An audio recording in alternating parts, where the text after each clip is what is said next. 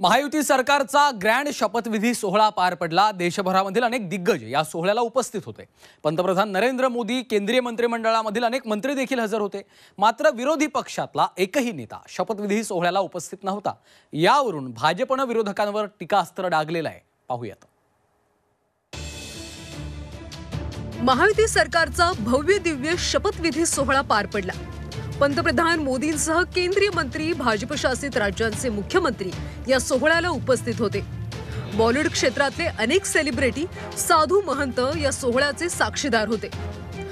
मात्र विरोधी पक्षातले नेते शपथविधी सोहळ्यामध्ये दिसले नाही। विरोधी पक्षातल्या नेत्यांना निमंत्रण देण्यात आलेलं होतं, तरीही विरोधक उपस्थित राहिले नाहीत अशी टीका भाजप प्रवक्ते केशव उपाध्ये यांनी केली आहे।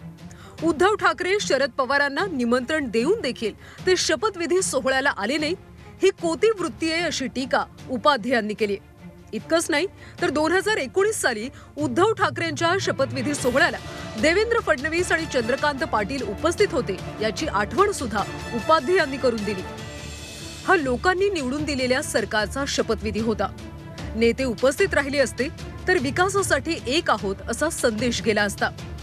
2019 साली उद्धव ठाकरे यांनी लोकांचा विश्वासघात करत सीएम पदाची शपथ घेतली होती। त्या शपथविधी सोहळ्याला देवेंद्र फडणवीस, चंद्रकांत पाटील उपस्थित होते। महाराष्ट्र हिताच्या कोरड्या गप्पा मारतो, वेळ आली तर विरोधात जातो हाच संदेश गेला असंही उपाध्ये यांनी ट्विट करून म्हटलंय। विरोधकांच्या गैरहजेरीवर शिवसेनेने देखील टीकास्त्र सोडलंय। कालचा हा आनंद सोहळा ज्या लोकांनी पाहिला नाही, ज्याला आमंत्रित केल्यानंतरही आले नाही, ते दुर्दैवी लोकास म्हणायला काही हरकत नाही। यावरून मात्र अंबादास दानवेंनी हल्लाबोल केलाय।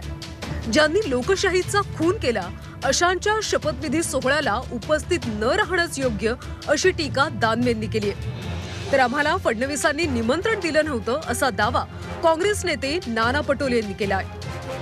ज्याच्या काळामध्ये 7 महिन्यात शिवाजी महाराजांचा पुतळा पडला, ज्याच्या काळामध्ये हजारो शेतकऱ्यांनी आत्महत्या केली, अशा लोकांचं सरकार लोकशाहीची पायमल्ली करून आलेलं असेल तर मला असं वाटतं त्याला जाण्याची आवश्यकता नाही। निरोप कोणाला दिला त्याची माहितीच आम्हाला नाही।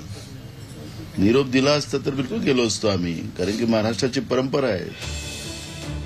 पटोले यांच्या आरोपांचं भाजप नेते चंद्रकांत पाटलांनी खंडन केलंय। नाना पटोलेंना निमंत्रण गेलं होतं, स्वतः फडणवीसांनी अनेक नेत्यांना फोन केले होते असंही चंद्रकांत पाटलांनी म्हटलंय।